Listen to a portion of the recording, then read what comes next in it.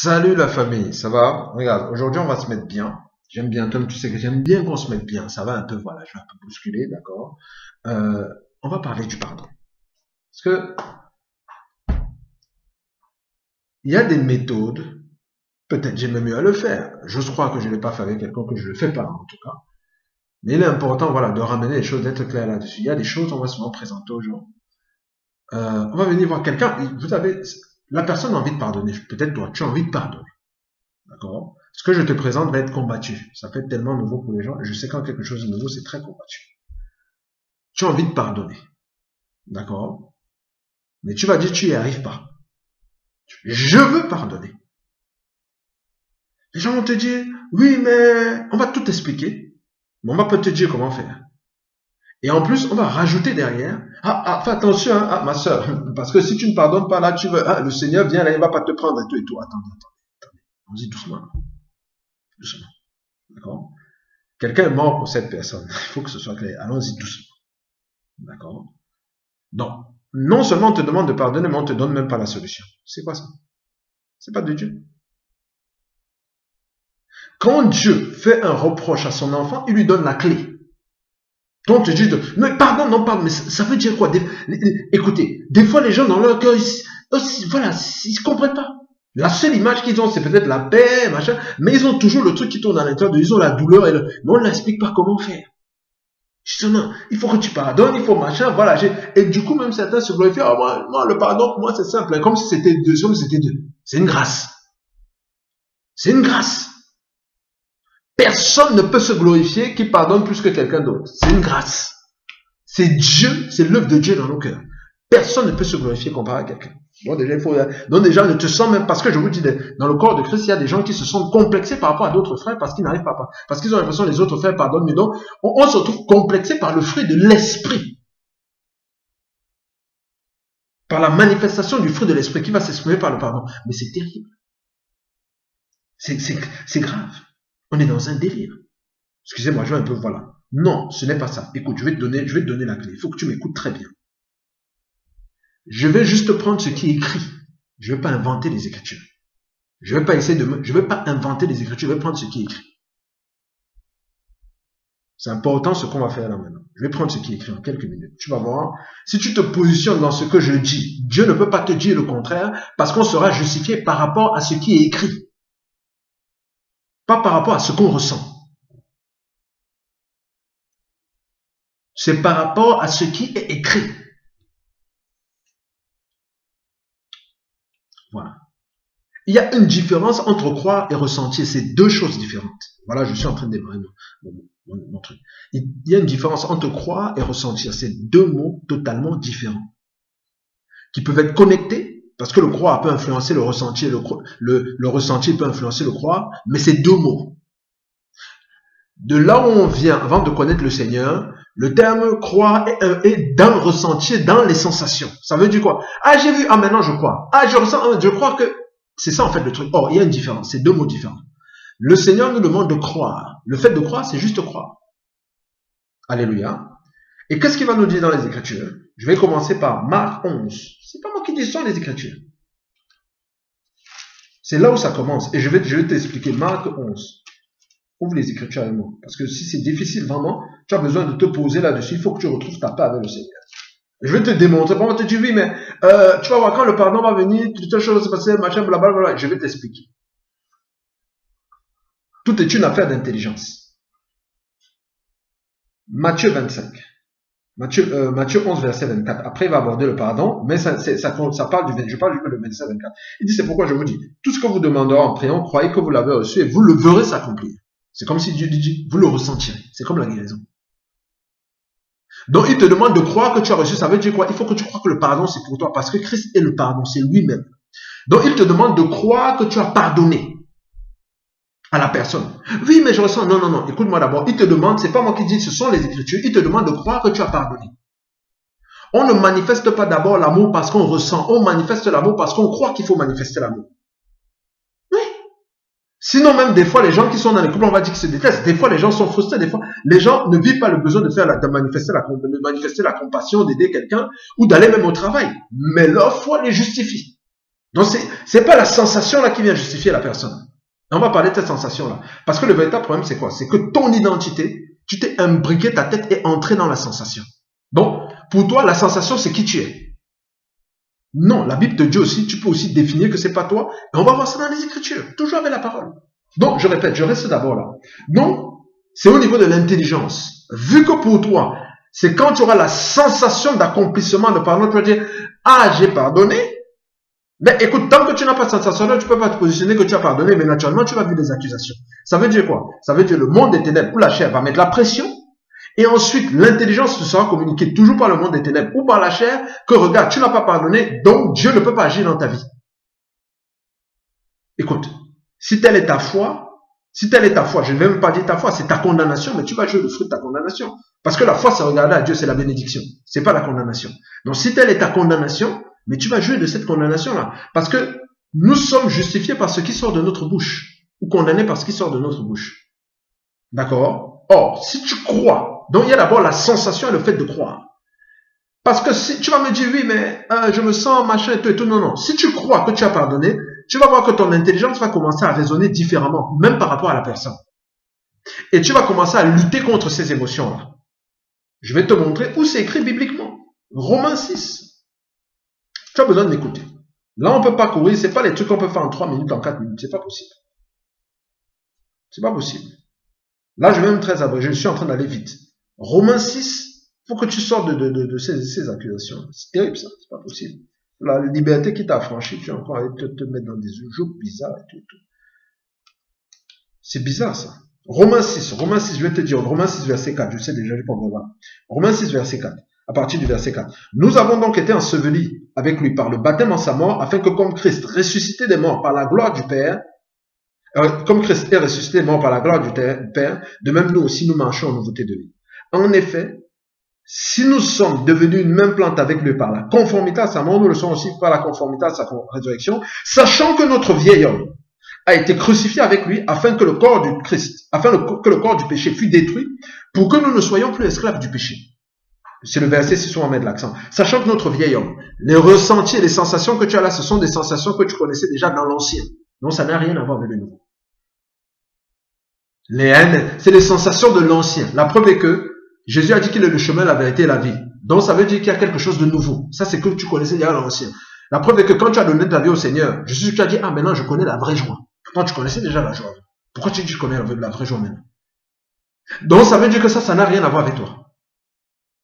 Je vais te démontrer le verset 12. Comment le verset 12 appelle ça? Parce que ce qui se passe, c'est quoi? C'est qu'il y a des convoitises au niveau de la chair, et dans ton intellect, tu dis que c'est toi. Non, c'est pas toi. Verset 12. Que le péché ne règne donc point dans votre corps mortel, et n'obéissez pas à ses convoitises. Ce qui se passe, c'est quoi? C'est que tu es en train d'obéir à ses convoitises sans savoir. Par ignorance. C'est là où la connaissance devient très importante. Parce que tu considères que c'est toi. Or, il y a une nouvelle créature qui est venue à la croix. La nouvelle créature, c'est quand tu as donné ta vie à Christ, celle qui vit la joie ou la paix avec le Seigneur, ou machin et tout. C'est une joie que tu n'avais jamais connue, c'est parce que c'est une nouvelle personne qui s'exprime en toi. Ton esprit a été régénéré par une nouvelle vie, la vie du Saint-Esprit. C'est ça ce qui se passe. Et justement, on est transformé par le renouvellement de l'intelligence. Ça veut dire quoi? Ça veut dire que comme le bébé ne connaît pas tout, il y a aussi le néant qui opère chez nous. L'intelligence qu'on a connue avant le Seigneur, c'est le néant. C'est l'équivalent du néant chez le bébé. D'accord? Donc, voilà. Donc, il faut que tu te positionnes. Je te donne encore un autre verset qui te démontre encore le fait qu'il faut que tu te positionnes. Voilà. Que tu résistes, c'est juste maintenant résister, voilà. C'est Romains 13, verset 14, il dit, mais revêtez-vous du Seigneur Jésus-Christ et n'ayez pas soin de la chair pour en satisfaire ses convoitises. Admettons, par exemple, c'est Jacques, tu es une femme, c'est Jacques qui t'a frustré, d'accord? Voilà, tu es en colère, machin, c'est et tout, mais tu dis que je veux pardonner. Mais Dieu te dit, ah, si tu veux, ben écoute, tu n'as qu'à croire. D'accord? Crois que tu l'as fait et tu vas voir les choses vont se manifester. Et tu commences à déclarer que non, quand les sensations arrivent, tu dis ça n'a rien à voir avec moi. Tu as la liberté de le dire. La Bible te le dit. Ça n'a rien à voir avec moi. Parce que la nouvelle créature n'est pas conçue dans le non-pardon. Elle se transforme, elle se renouvelle selon la connaissance de Christ. Voilà, dans l'image et dans la vérité, tout ce que tu veux là et tout. Elle se renouvelle, elle est transformée comme Christ. Elle regarde que Christ. C'est ça la nouvelle créature. Donc tu n'as qu'à t'identifier à la nouvelle, parce que si tu t'identifies à l'ancienne, mais bien sûr tu n'auras pas pardonné. D'accord? Non. Je m'identifie à la nouvelle. Maintenant il y a des sensations. Il y a des convoitises de la chair. Il dit de ne pas faire soin, de ne même pas faire cas de ça. Et de se concentrer sur la parole de Dieu. Non, ce n'est pas moi. J'ai vaincu, j'ai pardonné, Christ l'a fait, Christ est en train de former ça en moi en termes de manifestation. Ce que les gens mélangent, on vient mélanger, Dieu nous demande de croire. Maintenant, la manifestation du pardon dans le cœur de chacun, c'est la grâce de Dieu. D'accord? Quelqu'un va te dire, oui, mais non, mais le truc c'est que tu vois, quand je n'avais pas la manifestation là, le pardon là dans le cœur, Dieu n'agissait pas. Mais pourtant, machin, non, mais c'est normal. Déjà de un, s'il croit que tant qu'il n'a pas cette sensation là, rien ne va se passer, il est possible qu'il ne voie rien dans sa vie aussi. D'accord? Parce que, écoute, tu continues à travailler, tu n'as pas perdu ton travail à cause de cette sensation là. Le travail est une bénédiction. Donc voilà, on est dans des délires. Non, mais j'ai pas atteint une dimension. Peut-être c'est possible le temps où Dieu a prévu que tu atteignes cette dimension-là. Et aussi, Dieu peut vouloir aussi continuer à préparer le cœur. Donc, la manifestation du pardon est la préparation, le travail du cœur. D'accord? Donc, ça, c'est important ce que je suis en train de dire. Donc, voilà. Donc, ça s'appelle le travail du cœur. Mais le truc, c'est que tu es déjà positionné. Je répète, la manifestation de la grâce, c'est Dieu lui-même. Je vais te montrer ça encore dans les Écritures avec Romains 5. Ouvre Romains 5. Romains 5 à partir du verset 5. C'est très important. Je peux pas te laisser avec juste un, deux versets. C'est pas évident. Étant donc justifiés par la foi, nous avons la paix avec Dieu par notre Seigneur Jésus-Christ, à qui nous devons d'avoir eu, par la foi, accès à cette grâce dans laquelle nous demeurons fermes et nous nous glorifions de l'espérance de la gloire de Dieu. Bien plus. Il dit, donc regardez bien. Verset 1. Étant donc justifié par la foi. Donc tu es déclaré juste parce que tu as cru. L'enfant n'était pas encore sorti au niveau d'Abraham, mais parce qu'il a cru l'enfant, Dieu le justifie déjà. D'accord? Voilà. Nous avons la paix. Donc tu as la paix avec Dieu. Le reste, c'est la responsabilité de Dieu. Voilà. Donc voilà, on continue. Je vais aller au verset 3. Bien plus nous glorifions même des afflictions, sachant que l'affliction produit la persévérance, parce que tu vois là, tu persévères avec toutes ces sensations qui viennent là. Tu persévères. Et la persévérance, la victoire dans l'épreuve. Parce que quand les sensations arrivent, c'est comme une épreuve. D'accord? Et cette victoire, l'espérance. Or, l'espérance ne trompe point. Pourquoi? Parce que l'amour de Dieu est répandu dans nos cœurs par le Saint-Esprit qui nous a été donné. Donc l'amour, la sensation d'amour que tu as besoin pour le prochain, là, cette sensation que tu cherches, puisque c'est une sensation que tu cherches, mais positionne-toi dans la foi. Il est en train de te dire que tu es déjà justifié. Si tu te positionnes, c'est sa responsabilité. D'accord? Donc, si on prend l'affliction, si on veut imaginer l'affliction dans ta situation, c'est quand, tu sais, des fois, voilà ce qui se passe. Des fois, ce qui va se passer, c'est que, quand en esprit, tu n'es pas en train de regarder l'histoire, d'accord? Tu te dis, oh non, c'est bon, j'ai pardonné, voilà, tu as l'impression, voilà, il y a rien, non, j'ai pardonné, franchement, il n'y a rien. Mais à un moment, tu as l'impression que ton âme est saisie, comme quand je discutais avec des gens le matin, comme si tu es en train de revivre la scène, toutes les émotions et tout, et c'est tellement intense que si on demande même à quelqu'un pardonne à ce moment-là, il va dire, non, on ne peut pas pardonner ce genre de choses, c'est impossible et tout, d'accord? Mais toi, tu sais que tu veux pardonner, mais tu n'as pas le discernement de ce qui se passe à ce moment-là, donc tu es comme paralysé au milieu de cette situation et de ces émotions. Et pour toi, c'est que voilà la colère, c'est encore venu, ça te tourmente, oh, à peine, je n'arrive pas à pardonner, aide-moi. Non, ce n'est pas ça. C'est à ce moment-là que tu dois démontrer que tu as pardonné. Comment tu démontres? En proclamant le pardon. C'est en croyant du cœur qu'on parvient à la justice, en confessant de la bouche, on parvient au salut, on parvient à la guérison. Si tu confesses, je répète, au moment T, quand l'affliction est intense, au niveau de ton âme, si tu confesses que non, j'ai déjà pardonné, parce que tu crois que tu as pardonné. Donc tu as le droit de confesser. J'ai cru, c'est pourquoi j'ai parlé. D'accord? Ça c'est 2 Corinthiens. Regardons les Écritures, c'est pas moi qui dis. C'est pas, parce que, à ce moment-là, je vais te démontrer, à ce moment-là, c'est plus la vue, c'est la foi. Parce que toute la vue te dit, tu détestes la personne et tout. Donc toutes les sensations te disent, non. Là, tu marches par la foi à ce moment-là. Une fois que tu déclares, tu vas voir comment la tempête va tomber direct. Ça va recalibrer ton intelligence. Tu vas avoir une autre perception de la situation, de ce que tu as vécu. C'est pour ça, justement, tu vas être heureuse des adversités maintenant, parce que tu vas sentir que ton âme est en train de grandir, d'accord? Voilà. 2 Corinthiens 4, verset 13, voilà. Je ne sais pas pourquoi Dieu veut vraiment que je tourne dans les versets pour vous donner de la matière avec les Écritures. Et comme nous avons le même esprit de foi qui est exprimé dans cette parole de l'Écriture, j'ai cru. C'est pourquoi j'ai parlé. Nous aussi, nous croyons. C'est pour cela que nous parlons. D'accord? Le verset 16, il dit, c'est pourquoi nous ne perdons pas courage. Non, le verset, attendez, pas le verset 16. Voilà, le verset 18. Parce que nous regardons, non point aux choses visibles, sensationnelles et autres, mais à celles qui sont invisibles. Car les choses visibles sont passagères et les invisibles sont éternelles. Ça veut dire quoi? Ça veut dire la sensation elle est passagère. Tu ne peux pas justifier, même avec ce qu'on présente là, même intellectuellement, il est difficile de justifier le fait que tu n'aies pas pardonné la personne parce qu'à un moment tu as une sensation de colère. C'est de la folie quand on regarde les Écritures. C'est pas justifiable. Non, c'est pas justifiable puisque toi-même tu dis ça passe après. Non, justement, qu'est-ce que le Seigneur est en train de faire? Le Seigneur veut te donner la domination afin que tu puisses vivre manifestement l'œuvre de la croix. Parce qu'une fois que tu as pu déclarer que j'ai pardonné au milieu de l'affliction, les sensations ne reviendront plus. Elles auront disparu. À un moment, en fait, ça va, le souvenir même de la faute de la personne ne reviendra plus au niveau de ton intellect. Exactement comme le Seigneur. Tu jouiras de la conscience de Christ. Amen. Parce que c'est ce que, tu n'as qu'à regarder, ce que je dis souvent, je sais quoi. C'est que soit tu regardes, c'est le monde des ténèbres qui est en train de venir te donner des coups et que tu vas dominer, ou tu regardes ça comme Dieu qui permet que tu puisses voir ce qu'il a vaincu à la croix, parce que ça a été détruit il y a 2000 ans. Donc, l'affliction produit la persévérance. D'accord, c'est ce qu'on va mener quand on lit le verset 17. Il dit, car nos légères afflictions du présent moment produisent pour nous, au-delà de toute mesure, un poids éternel de gloire. Donc un point de tout temps. Donc ça te permet de vivre la gloire de Dieu pleinement. Et du coup, tu te sens à l'intérieur fortifié. Tu dis, mais c'est terrible ça, c'est impressionnant. Comment j'ai pu me prendre la tête avec ça, d'accord? Donc je répète, pour pouvoir passer au-dessus de ces émotions, une des choses aussi que je vais rajouter, quand même deux choses je vais rajouter. Une autre chose, comme je connais quelqu'un, tu peux aussi te positionner dans la prière. Hein. Tu persévères dans la prière sans t'arrêter, non-stop si tu veux, jusqu'à ce que les émotions la partent. C'est simplement, comme il a dit dans le livre d'Hébreux 11, Hébreux 6, verset 11 à 12, il va dire, c'est par la foi et la persévérance qu'on hérite des promesses. Donc, une des façons de persévérer quelqu'un, ça va être d'entrer dans le jeûne et dans la prière non-stop, d'accord, jusqu'à ce que les émotions changent. Mais c'est sa foi qui l'a positionné. C'est comme l'eau, le fait qu'ils soient en train de bagarrer contre ses émotions en déclarant la parole, c'est toujours le positionnement de foi. Donc, c'est la foi qui nous justifie. L'autre prie, l'autre jeûne, machin, chacun l'esprit guide, l'esprit guide chacun comme il veut. Ça, c'est la première des clés que je voulais donner. La deuxième des choses, c'est quoi? C'est qu'on va souvent dire, quand on a des émotions, dans un mal et tout, il faut d'abord rentrer dans le passé pour essayer de comprendre. On n'est pas obligé de le faire. Quand tu vas chez le médecin, quand tu dis que tu as mal à la tête, des fois, il te donne le paracétamol. Il n'a pas besoin de savoir d'où vient la source du mal de tête, d'accord? La leçon peut te venir après. Tu n'es pas obligé de te sentir mal pour avoir la leçon, pour revisiter le passé, savoir que oui, s'il y a tel trauma, si tu as telle façon de faire et tout, machin, c'est à cause du passé, c'est à cause de ci, ça. Tu n'as pas besoin de ça au départ. Tout ce que tu as besoin de, une des choses que tu peux faire, je me dis, ça permet aussi de, le Saint-Esprit peut te donner cette intelligence pour que tu puisses savoir d'où vient ce genre de réaction, ou tu peux régler avec le Saint-Esprit directement, et en accord avec les Écritures. Ah, je vois une réaction, une façon de faire laquelle qui n'est pas du Seigneur, c'est de la chair, ça a été détruit, je me positionne dans la foi, cette vie à part. Et le Christ commence à se manifester, et il peut te donner la sagesse après pour te dire qu'en fait, quand tu fonctionnais comme ça, c'était à cause de ça. Donc, ce n'est pas obligatoire, hein, que tu as besoin de revisiter, non, c'est pas obligatoire. D'accord? Tu n'es pas obligé de revisiter. La seule chose, c'est qu'est-ce que la parole dit. Maintenant, le Saint-Esprit, tu peux demander, mais explique-moi, qu'est-ce qui se passait? Pourquoi est-ce que, voilà, quand il y avait ces genres de choses-là, j'avais des douleurs comme ça, machin, le Saint-Esprit t'explique.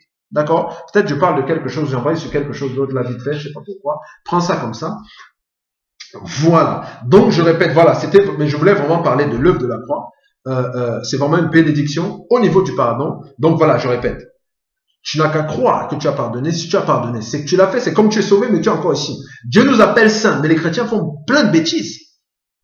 D'accord? Mais ils nous appellent saints. Ce qui est saint n'est voilà, mais c'est pas associé à la bêtise. Mais ils font plein de bêtises, mais ils nous appellent saints. Parce qu'on est justifié, parce qu'on a cru. Donc Dieu va faire son œuvre au niveau de son cœur. C'est pour ça qu'il m'envoie te parler. D'accord? De parler de ça. Deuxième des choses, tu n'es pas obligé de rentrer, de comprendre, de machin. C'est pas obligatoire. D'accord? Tu n'es pas obligé de te perdre dans beaucoup de choses là. Et tout, afin de pouvoir avoir des informations qui vont t'aider à pardonner la personne. Tu n'as pas besoin de tout ça. C'est pas obligatoire. Tu peux te positionner en accord avec les Écritures parce que Christ a payé le prix. Si Dieu le fait, gloire à Dieu. Mais si Dieu même le fait, c'est juste, écoute-moi bien, c'est parce que tu as cru que tu as pardonné. Et maintenant, il peut te donner les éléments pour amener à manifestation ce pardon en te parlant de l'histoire passée. D'accord? Donc voilà, en entrant dans certains détails. Voilà. Et j'avais autre chose, voilà. Et bref, je sais plus. En tout cas, tu n'as qu'à écouter la vidéo. Donc voilà, première des choses, tu as fait que tu as pardonné. Deuxième des choses, tu n'es pas obligé de repartir derrière. Troisième des choses, voilà, tu peux aussi te positionner directement dans la prière. Donc il y a 10 000 et une façons de le faire. Voilà, je vous donnerai un truc, 4 points pour pouvoir manifester la domination, saisir la domination, manifester la domination. 4 choses à faire, voilà. 4 différentes choses à faire qu'on peut faire, voilà. Donc on aura l'occasion de parler de ça. Donc voilà. Donc je répète, voilà, c'est concernant le pardon. Moi je te laisse avec ça. Sache, je répète encore, si tu crois que tu l'as fait, c'est que tu l'as. Il dit, croyez que vous l'avez reçu. Le fait de croire, c'est pas ressentir. C'est important ce que je suis en train de dire. Ce n'est pas lié à la sensation.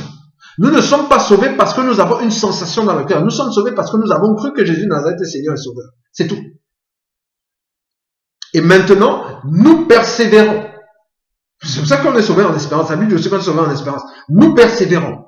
Donc le pardon, tu l'as. Ça va se manifester au niveau de tes émotions, de tes sensations. Donc il n'y a pas de problème. Si tu es triste, c'est que tu l'as. Voilà, je te laisse avec ça. Donc sois tranquille, tu vas pas en enfer, d'accord? Tu restes, voilà, tu es en train d'aller tranquillement dans le royaume. Tu as été sauvé.